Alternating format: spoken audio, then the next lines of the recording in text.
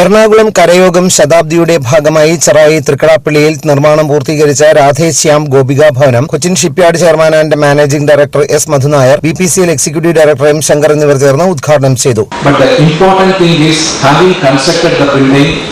Now we are going to have next so many years.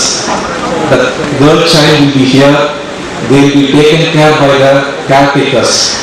In fact, the caretakers, the persons who are going to provide food, the shelter, all these things, they are going to play a very important role for success of this.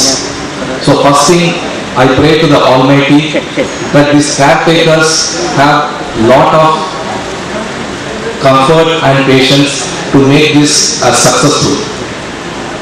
Further, apart from this, I came to know that in addition to this girl child, we are going to construct one more facility for elderly women. In fact, in biology we must have read this as perfect symbiotic effect, because the kids are here, they need the woman care or mother's care, and mothers who are elderly, they have lot of energy, lot of love to share, but no one is there to take.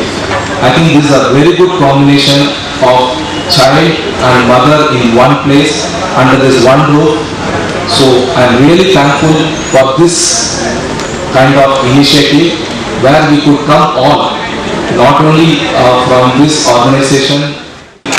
ഇതിൻ്റെ കാര്യം പറയാൻ വന്നപ്പോൾ ഞങ്ങളിന്ന് സംസാരിക്കുമ്പോൾ എനിക്ക് ആകെപ്പാട് ചോദിക്കാനുണ്ടായിരുന്നത്, നമ്മൾ ഈ തുടക്കം കരയോഗം പോലെ ക്രെഡിബിലിറ്റിയുള്ള സ്ഥാപനം ഇതിൻ്റെ ആശയമായിട്ട് മുന്നോട്ട് വന്നപ്പം കൊച്ചിൻ ഷിപ്പ്യാർഡും റിഫൈനറി പോലുള്ള സ്ഥാപനങ്ങൾക്ക് എനിക്ക് തോന്നുന്നില്ല, പല പല പ്രൊസീജിയറുകളൊക്കെ ഞങ്ങൾക്കുണ്ടെങ്കിലും ഞങ്ങൾക്കിത് പാസ്സാക്കി എടുക്കാൻ ഞങ്ങളുടെ ഉള്ളിൽ തന്നെ ഒരു ആവശ്യമുണ്ടായിരുന്നു, ആ ക്രെഡിബിലിറ്റിയുടെ ഒരു അടിസ്ഥാനത്തിൽ തന്നെ. പക്ഷേ ഇപ്പോൾ ഈ ഇന്നത്തെ ഈ ചടങ്ങിനെ പറ്റി പറയുന്നപ്പോൾ ഞാൻ ശ്രീ മോഹനോട് ആലോചിച്ചത്, ഇത് ഇവിടെ എത്തിയത് വളരെ സന്തോഷം. നമുക്കിത് എങ്ങനെ മുന്നോട്ട് കൊണ്ടുപോകാനുള്ള ഒരു പ്ലാൻ ഓഫ് ആക്ഷൻ, അല്ലെങ്കിൽ സസ്റ്റൈനബിളായിട്ട് മുന്നോട്ട്. അപ്പം 5 മിനിറ്റിനുള്ളിൽ എന്നോട് സംസാരിച്ചു. അതിൽ നിന്ന് എനിക്ക് മനസ്സിലായി വളരെ വളരെ ക്ലാരിറ്റിയോടുകൂടിയാണ് ഇത് മുന്നോട്ട് പോകുന്നത്.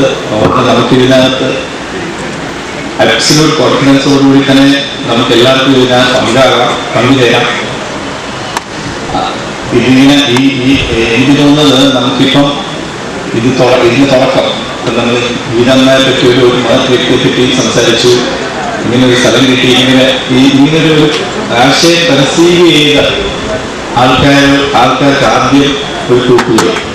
ഇതോടൊപ്പം നിർമ്മിക്കുന്ന രാധേശ്യാം മാതൃഭവനത്തിന്റെ ശിലാസ്ഥാപനം BPCL executive director M Shankar നിർവഹിച്ചു. കരയോഗം വൈസ് പ്രസിഡന്റ് അഡ്വക്കേറ്റ് ബാലഗോപാലൻ അധ്യക്ഷത വഹിച്ചു. രാധേശ്യാം ഗോപിക ഭവനത്തിൽ വിവിധ കാരണങ്ങളാൽ മാതാപിതാക്കൾക്കു സംരക്ഷിക്കാനാകാത്ത 10 മുതൽ 18 വയസ്സ് വരെയുള്ള 50 പെൺകുട്ടികളെ കരയോഗം ഇവിടെ താമസിപ്പിച്ച് സംരക്ഷിക്കും. ഇവരുടെ സുരക്ഷിതത്വം ഉറപ്പാക്കി അഭയം, പരിചരണം, പഠനം ഉൾപ്പെടെ അടിസ്ഥാന സൗകര്യങ്ങളും ഒരുക്കും. ഇതേ സ്ഥലത്തു നിർമ്മിക്കുന്ന രാധേശ്യാം മാതൃഭവനത്തിൽ കെട്ടിടം പൂർത്തിയാകുന്നതോടെ സംരക്ഷണം ആവശ്യമായ 50 അമ്മമാർക്കും പ്രവേശനം നൽകും.